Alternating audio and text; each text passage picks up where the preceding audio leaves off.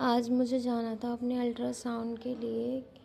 अस्सलामुअलैकुम guys, welcome back to my new blog. मेरे new blog में आपका स्वागत है। मैं और राबिया चल दिए थे हॉस्पिटल, पैदल ही जा रहे थे। फिर राबिया ने बोला कि मैं अपने भैया को बुला लेती हूँ। राबिया के भैया की ये रिक्शा है।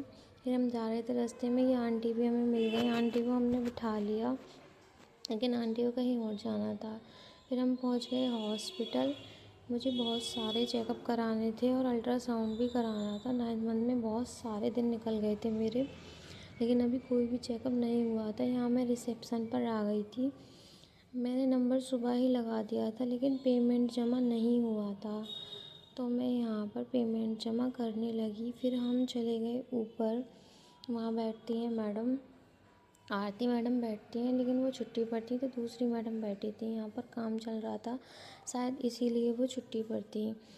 यहाँ पर अगले पेशेंट के बाद मेरा नंबर था। तब तक मैंने सोचा कि मैं थोड़ा और एंजॉय कर लेती हूँ। फिर मैं गई मैम के पास। मैम ने कहा कि तुम्हारा कोई भी चेकअप नहीं हुआ है अभी। मैंने कहा कुछ भी नहीं हुआ है। वो मुझमें ब्लड भी कम बता रही थी।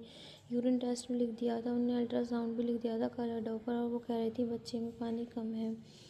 तो बहुत सारे चेकअप उन्होंने लिख दिए थे। उसके बाद कहने लगी वो कि तुम्हें जल्द से जल्द अल्ट्रासाउंड कराना चाहिए, तुम्हारे पास टाइम नहीं है।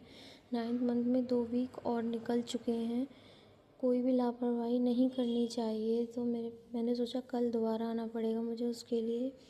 फिर हम चले गए राबिया के हॉस्पिटल, जहाँ राबिया का हुआ था ऑपरेशन। जो उंगली टूट गई थी राबिया की। राबिया ने कहा कि आपने तो कहा था मेरी उंगली अब ठीक है।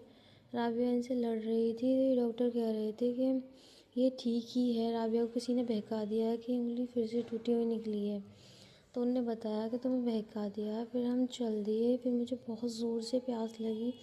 यहाँ भैया निकाल रहे थे ये अंकल गन्ने का जूस, तो हम दोनों ने ये गन्ने का जूस इंजॉय किया और हम पीने लगे गन्ने का जूस। फिर हम रिक्शे का वेट करने लगे। एक रिक्शा आ गया, हम उस पर बैठ गए। फिर हम आने लगे घर। मिलते हैं नेक्स्ट ब्लॉग में।